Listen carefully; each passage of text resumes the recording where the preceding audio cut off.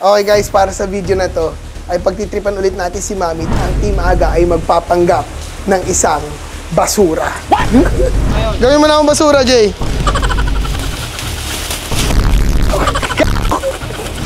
Ginagawa mo. Mas alis ka na. Huwag ka papakita kay Mami.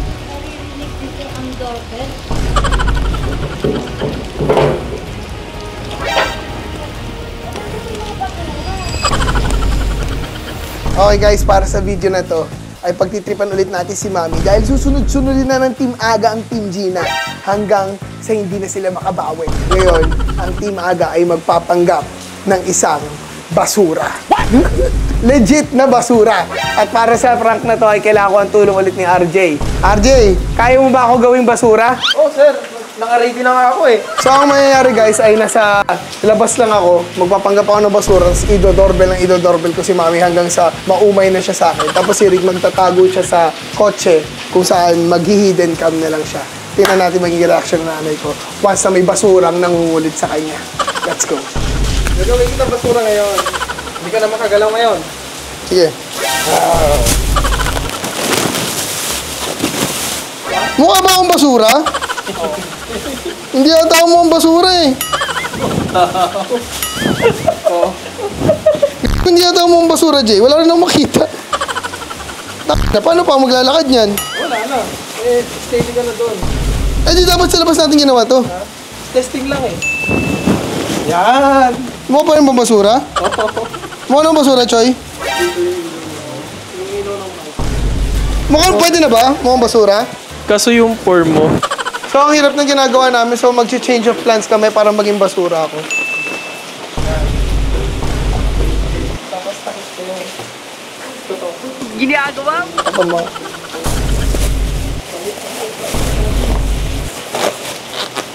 Mukha na bang basura?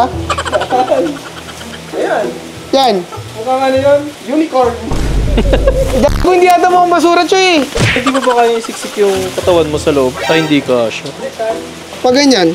Yeah, pag ganyan, patuwan. Tingnan nga, Jay. Kita pot ko? Oo. Kita eh. Balutan pa naman eh. Balutan pa naman. Oh, sige, ganun na. Na, what we do for content and pranks. Ah, lumig.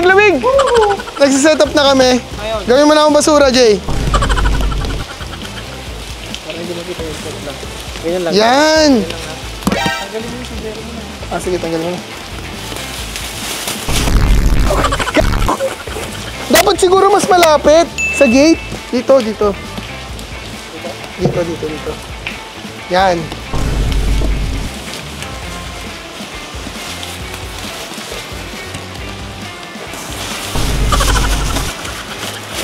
Okay guys, so na-set up na. Hindi ko sure kung mukha akong basura ngayon. Pero ang hirap huminga dito. Kasabot ko si RJ, siya yung magdo-doorbell. Parang may delivery na basura ngayong gabi. Di ba ang weird? Basura ng gabi na habang umuulan. Let's go! Pagtripan na natin si Mami. Marami. Ginagawa mo. Mas alis ka na. Huwag ka papakita kay Mami. Mukha ba akong basura? Naririnig dito ang doorbell.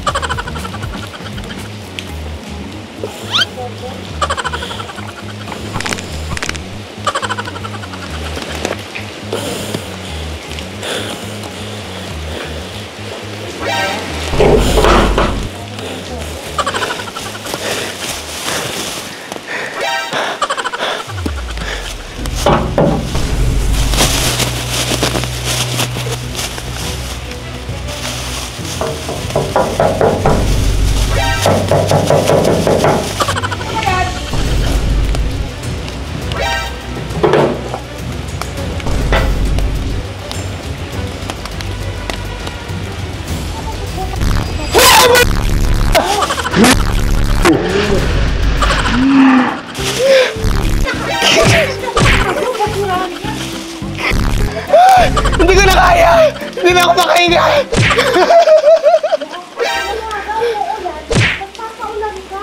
Naipit na ako! Ang dumi pala dito! Hindi ko na kaya! It's a prank!